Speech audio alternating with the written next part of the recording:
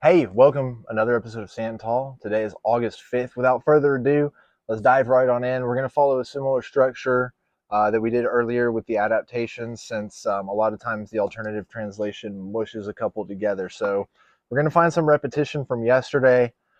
The general, number 5, verse 5 in chapter 8 of The Art of War, the general who does not understand these may be well acquainted with the configuration of the country, yet he will not be able to turn his knowledge to practical account. Like, I like that, where he's, just because you're book smart, you know the map, you're book smart doesn't mean that you're going to be able to be street smart in the situation. So kind of just like the general who does not understand these. So it's like you just know that if you're in college, like a lot of us have been, and we look back and we're like, oh yeah, like it's definitely not street smarts, but it's still good to have. So let's jump over to the alternate and include the entire verse that they put for master son back together, and I'll repeat it from yesterday, including number 5. Therefore, generals who know all possible adaptations to take advantage of the ground know how to use military forces. If generals do not know how to adapt advantageously, even if they know the lay of the land, they cannot take advantage of it. If they rule armies without knowing the arts of complete adaptivity, even if they know what there is to gain, they cannot get people to work for them. So that's on and on to the next one. So as we more or less talked about, when Gia Lin went on a long explanation, which we liked, about adaptations being made on the spot and when appropriate. You can only plan for so much in advance, but a lot of this stuff, isn't. And then, of course, when he breaks down some of the stuff we talked about a couple of days ago about territories, if we won, what would be the point? If there's life and limb, not following directives of the civilian government, which should ordinarily be followed, but there might be a disadvantage and consequent harm, etc. And so, like, not attacking a vulnerable army when it is realized that the army is desperate and bound to fight to the death.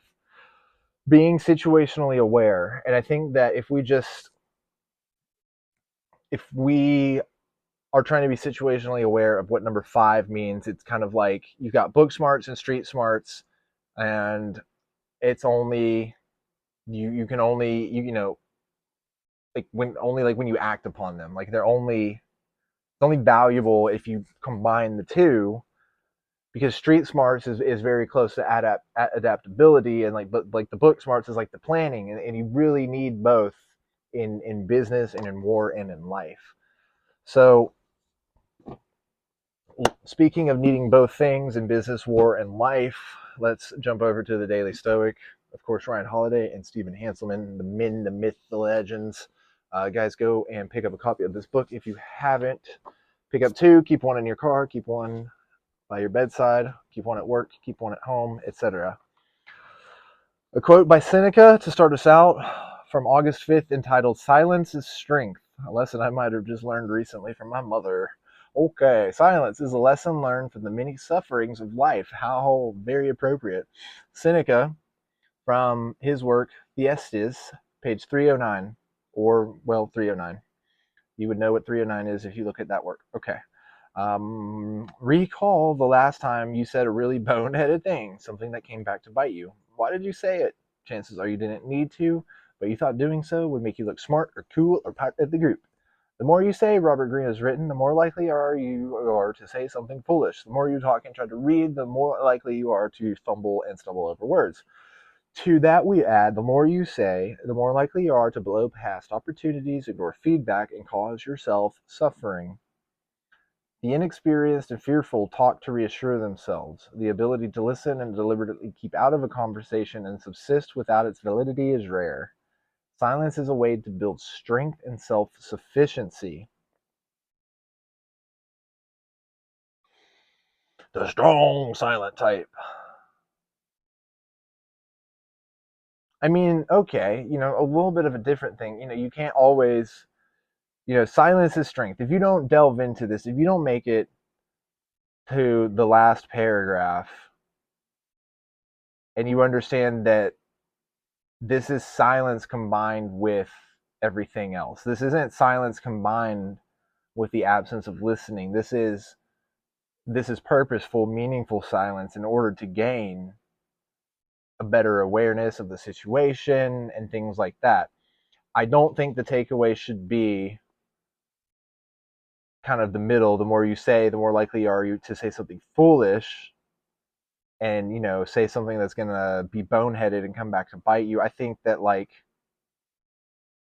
the last part is the key, is if you're just not listening and you're not slowing down, then there's things that you are missing. And so it's important to don't go too silent and strong and silent and ominous and whatever. Nobody knows what you're thinking, because that can derail things too. But know that when you're being overzealous and you need to adapt and you need to maneuver, that sometimes maneuvering into a listening position in the current conversation could be advantageous. And so whether it's planning to purposely try to listen more in our next board meeting, or sales pitch when we know that, if they're talking, we're winning, or however, whatever sales strategies you want to use. That's just an example from a long time ago that may or may not still be true based on whatever we know. I mean, sales psychology is constantly changing, I feel like. While a lot of it does remain the same, but I think that the main takeaways here are: stay adaptable, stay aware of your situations. If you're in the middle of an argument, a fight, a discussion, an important meeting, just be more, make the effort to listen, and to be strong and to direct, and reach the most favorable outcome for everybody and things like that. So excited to hear your takeaways. Drop a like and a subscribe, please. I think I'm doing these for me, but I hope y'all find value too. And I definitely am looking forward to looking at the comments and seeing what y'all think and what y'all's takeaways are. So yeah, I'm scared, but at the same time, I really want to see what y'all got to say about everything. So let's make it happen. Keep standing tall, and we'll see you on the next one.